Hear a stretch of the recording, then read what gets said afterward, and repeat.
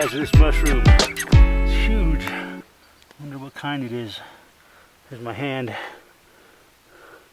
Thing's about big as my hand almost.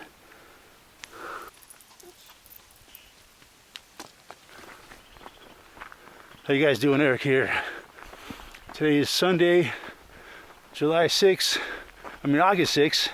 Yeah, the year's going by so fast I can't keep track. 2017. Nice, cool, humid morning up here in the Rocky Mountains.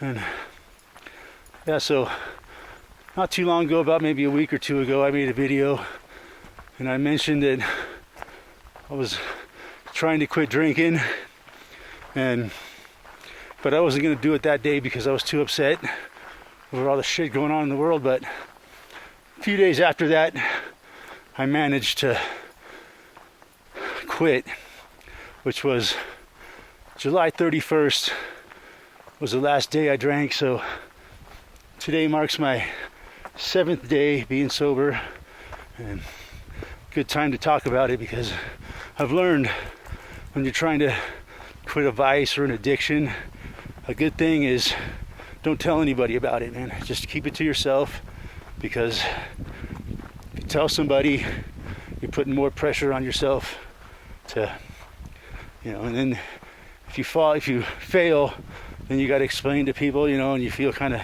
stupid because you told people that you were going to quit and you did it, and they all kind of laugh at you and say, I knew you couldn't do it.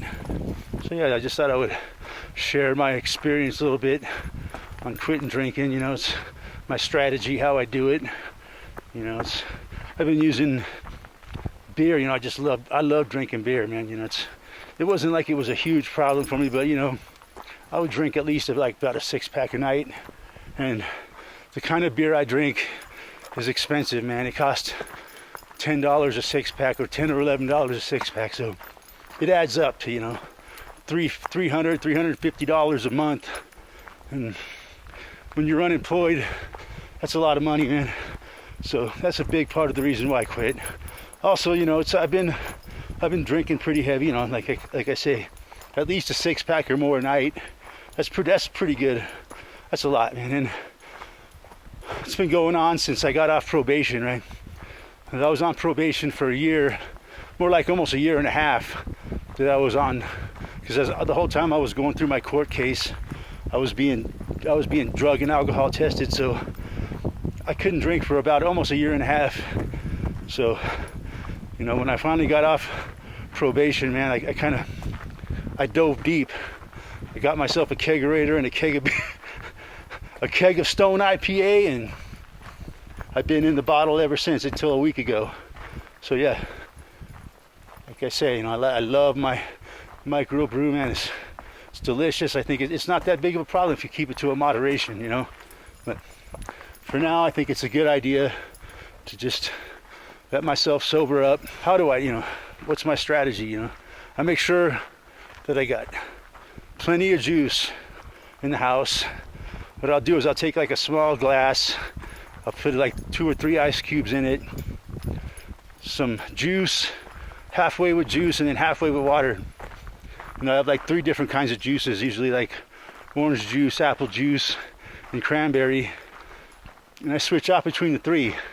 It's kind of important to have it, for me, to have that nice tasty juice as a crutch, when I feel like some kind of a craving, I just have some juice in it, and it kind of takes my mind off of having a beer, so works great. And then also my favorite crutch, to give myself a little bit of a buzz is my cannabis, big time. I've used cannabis for all kinds of stuff, to quit smoking, for drinking, and I got my cannabis use down very, very little, I smoke very little cannabis every day. And so yeah, I've been sober for a week now, and I feel good, man. I do admit, I feel better.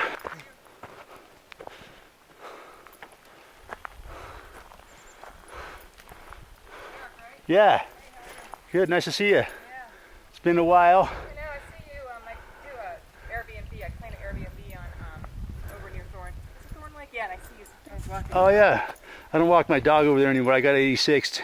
What? Did you go in the... You went on someone's grass? property and they called the sheriff. Too intense over there, right? Yeah, so I just don't go over there anymore. Yeah, that's too bad because it's so close to your house. Yeah. Such a pretty view. I like it up here better though, man. I love it. It's a lot quieter. So yeah, where was I? Oh yeah. So yeah, I feel a lot better really. It's true.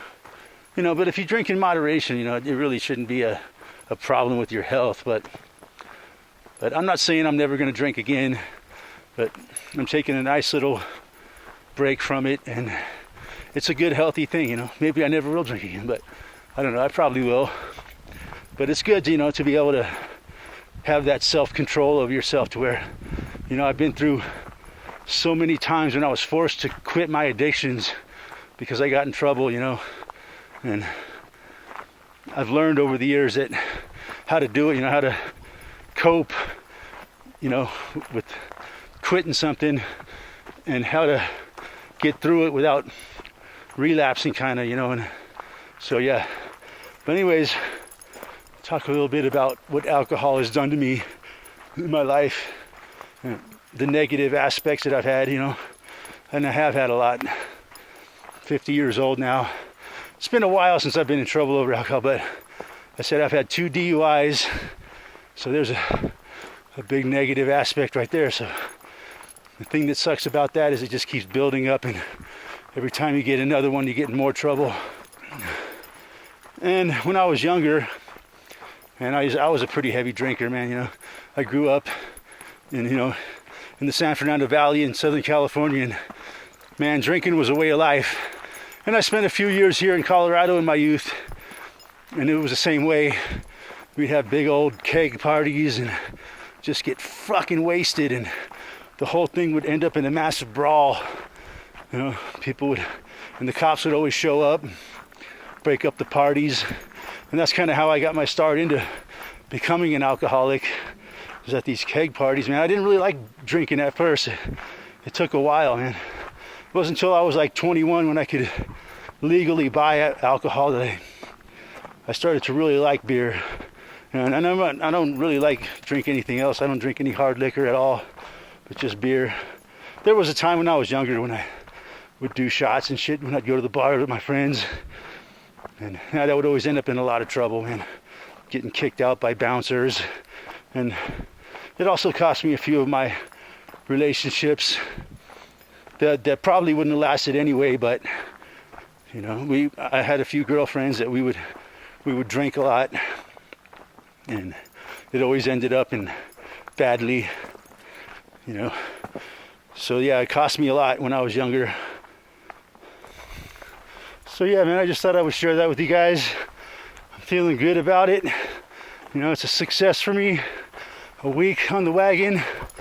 I feel real good. Very positive. I'm not missing drinking whatsoever, and I'm happy. So we'll see how it goes from here, you know. And I think it's going really well, you know what I mean.